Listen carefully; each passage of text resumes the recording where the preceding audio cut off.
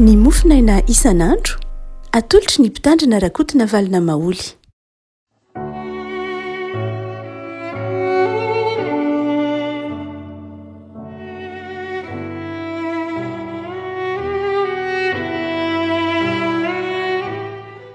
Ampifaliana no erabanantsika hatratrety alakamisy fa 20 ny volana aprily ity. Ny mofinaina izay voalahatra ho antsika dia ny boky ny ohabolana toko 420, ohabolana toko 420, andiny voalohany ka hatramin'ny fahatelo. Amin'ny anaran'i Jesoa.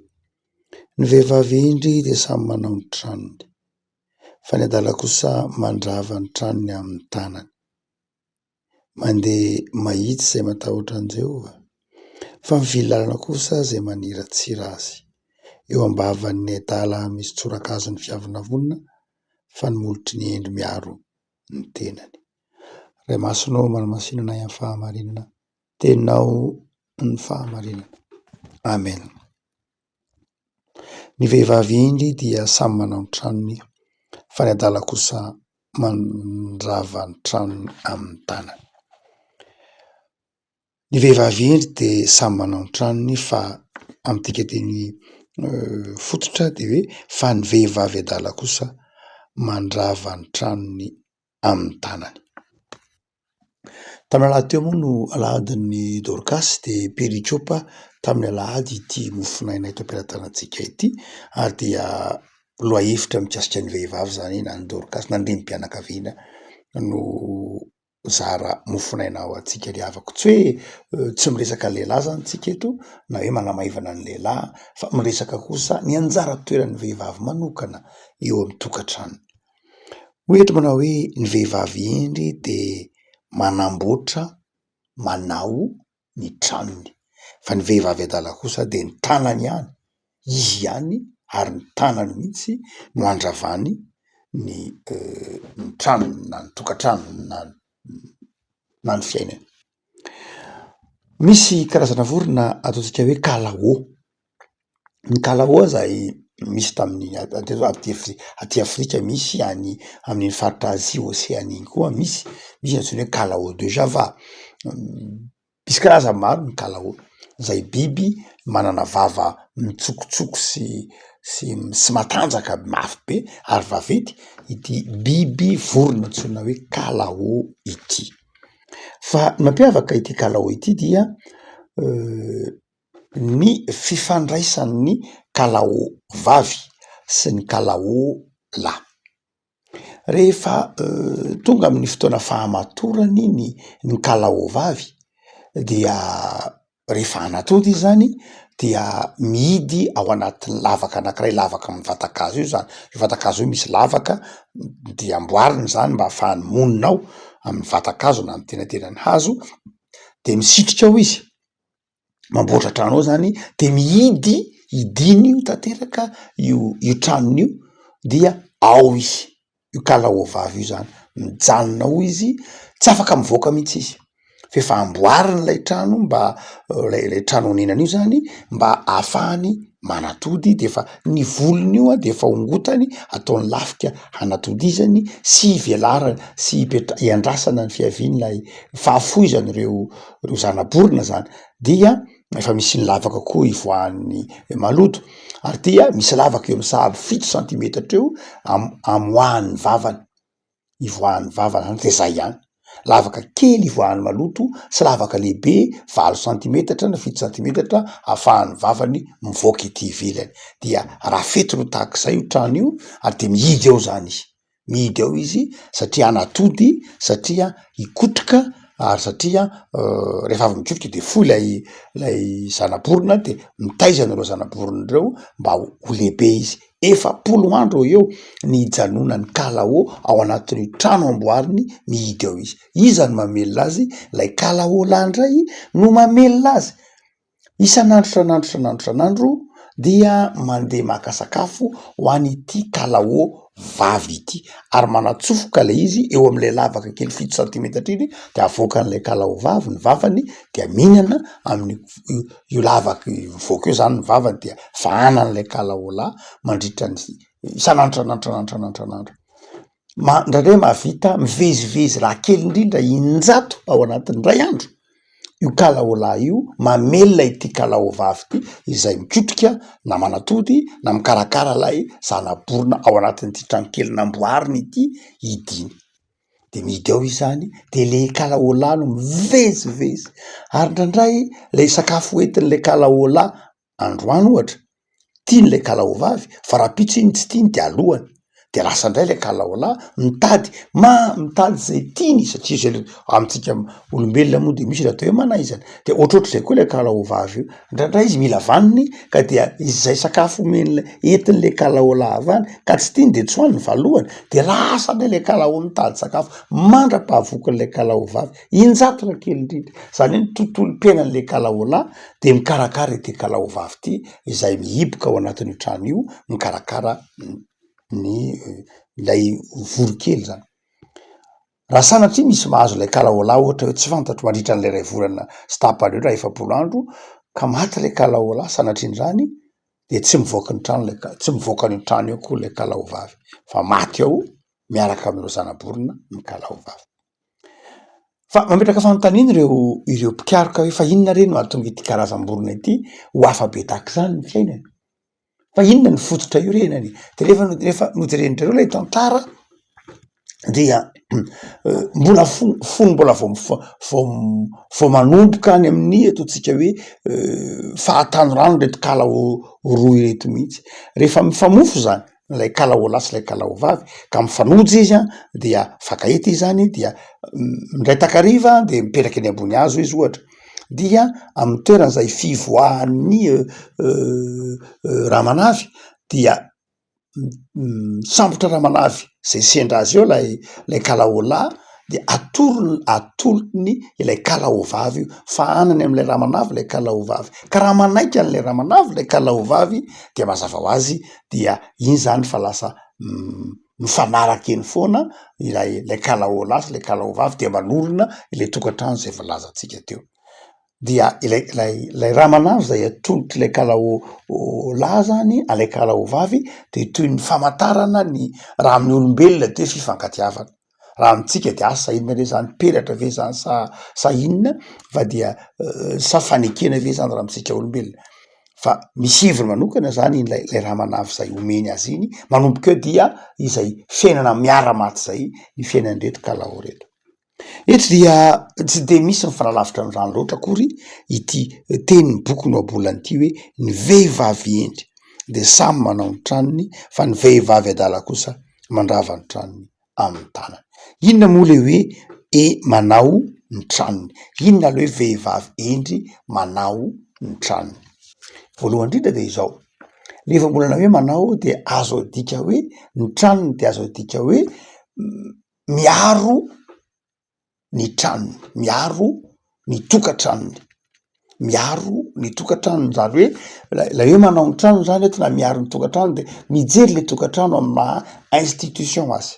Zany hoe ny vehivavy na ny renim-pianakaviana na ny vehivavy mana tokantrano dia manana didy hiaro ny tokantranony amin'ny maha institution azy, amin'ny maha rafitra azy, rafitra natsangany fiangonana, rafitra natsangan'Andriamanitra, rafitra natsangany fiarahamonina mba hikolona ny taranaka, hikolona ny hoavy ny taranaka dia tokony ho saro-piaro amin'ny fiarovana ny tokantrano zany ny vehivavy. Raha ohatra ka jerentsika am'lay kalao teo dia be de be ny fahavalon'ny tokantrano, lay ataotsika hoe ny rivotra mitsoka, ny orana, ny intempérie isan-karazany, ny hatsika zany dia manimba ny tokantrano, manimba ny tranon'lay kalao de zao ny diny tsara mba ho zay ilaina ihany zay ataotsika hoe ahafahany misakafo ihany no ivoahan'ny vavany. De tahak'izay ko ny olombelona ny mana-tokantrano, be de be ny fahavalon'ny tokantrano, be de be ny fahavalon'ny tokantrano eo anivon'ny andavanandro ny tokantrano, ivon'ny fiarahamonina be de be mihitsy. Ary dia tsy nandraikitry ny lehilahy moa ny resahana eto, ho avy ihany ny andraikitry ny lehilahy amin'ny tokantrano fa ny andraikitry ny vehivavy ny resahany boky no abolana etony hoe manana adidy mihitsy ianao vehivavy hiaro ny tokantranonao. Fa io tokantranonao io de zao misy fahavalo amin'ny endrika maro samihafa nesehon'ny fahavalo handrava lay tokantrano, fa adidinao asanao ary vitanao ny miaro ny tokantranonao rafitra amy institution azy. Miaro ny tokantranonao ianao satria mitsinjo ny hoavy ny taranakao. Raha ohatra ka jerena am'lay kalao teo, ary raha jerena amy soatra masina de tsy mifanalavitra am'zany loatra koa aza no hoe mazava ho azy hoe ny tokantrano amin'ny teny hebreo ny dikany teny hoe trano, bête, dikany taranaka. Mitovy ihany ny dikany teny hoe trano sy taranaka. Raha amy teny hoe Betesda, raha amy teny hoe Betsaida, raha amy teny hoe Betania de trano daholo ny dikan'izany trano, trano mofo, tranona viavy sy ny sisa rehetra. Dia rehefa miteny tsika hoe trano de zao taranaka zay, rehefa miteny hoe taranaka de trano zay. Ny dika zany de zao miaro ny tokantranony ny olombelona na ny biby koa aza, miaro ny tranony, miaro ny tokantranony ny vehivavy satria mijery ny taranany izy, tsy satria mijery ny tenany ihany izy fa mijery lay taranaka izy. Tahaka lay kalao teo, ry havako malala, zava-dehibe andraikitry ny vehivavy zany ny miaro ny tokantrano, sarom-piaro ny tokantrano mihitsy, miaro an'izany mba tsy ho rava, miaro an'izany mba hibeaza ny taranaka, miaro an'izany mba hivelara ny taranaka. Fa ny adala kosa de izy mihitsy ny mandrava ny tokantrano, izy mihitsy hoy ny bokin'ny baolina eto hoe ny vehivavy adala de izy tenany mihitsy amy tanany mihitsy no andravany azy. Fa ny faharoa zay resahany ity mofonaina ity de ny hoe manao ny trano eto dia tsy ilay miaro an'lay trano am'lay institution maharafitra azy ihany, fa miaro koa lay trano amy mahavata-trano azy. Zany hoe mahatokantrano ny tokantrano de vata-trano. Noho zany dia ny vehivavy endry dia mikarakara ny tokantranony. Manao zay ampisy endrika ny tokantrano.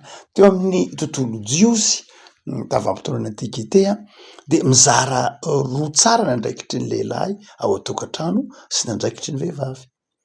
Ny vehivavy dia mijanona ao an-tokantrano izy, ao izy zany ka izy no tompon'ny tokantrano, amy lafiny hoe izy mikarakara sakafo, izy no mampiaingo ny tokantrano, izy no manadio azy, azo lazaina ho azy mihitsy ny tokantrano. Hitantsika no ambonina toko fahatelo zany.